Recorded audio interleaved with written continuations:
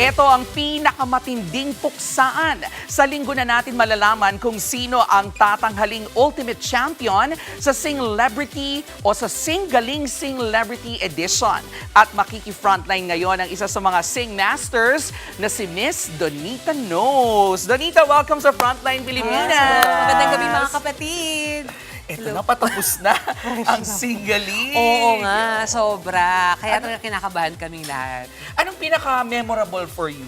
For me, Sa edition na pinaka-memorable ito. talaga yung yung mga celebrity natin na yung mga tinutulungan nila mga bida fisheries nila na pag nanalo sila, mananalo din yung bida fishery nila. So, parang ginagalingan talaga nila. Lumalaban sila para sa mga bida fisheries nila. For a cause pala sila. Yes, ngayon. exactly. Mas gano'ng kalaki? Ganon. 500,000. So, 500 dun sa nanalo, tapos dun sa ano pa, Sa bida fishery, bida fishery niya, 500,000 din na makukuha.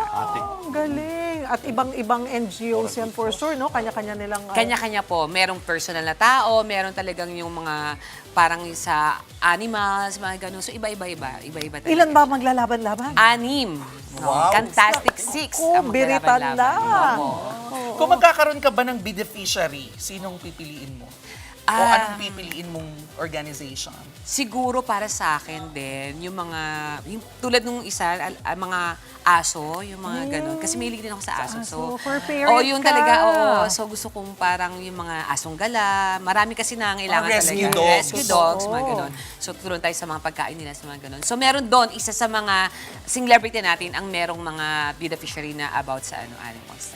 Masaya. Sa kanila. Ay, sige, imbitahan mo na sila. Eto na mga kawit-bahay, naku magkakaalaman na po this weekend kung sino ang magiging grand winner sa Singlebrity Edition ng Singgaling. Kaya abangan po ninyo ang super level up na performances at super solid na bosisan. Sabay-sabay po nating panoorin ang puksaan sa Ultimate Pasingkatan, The Grand Kantawanan. Mapapanood kami sa Sabado, 8 p.m. po at sa linggo naman po ay 6:45 p.m. dito sa TV5, pati na sa Sari Sari at Buko Channel. Mapapanood din po ng live ang Singgaling sa Facebook, YouTube at TikTok. Kaya naman walang bibitaw. Mga kapatid, Jervy Wrightson po. Eto na nga. Para sa latest showbiz news at iba pang K-alaman, mag-follow at mag-subscribe na sa social media pages ng News 5.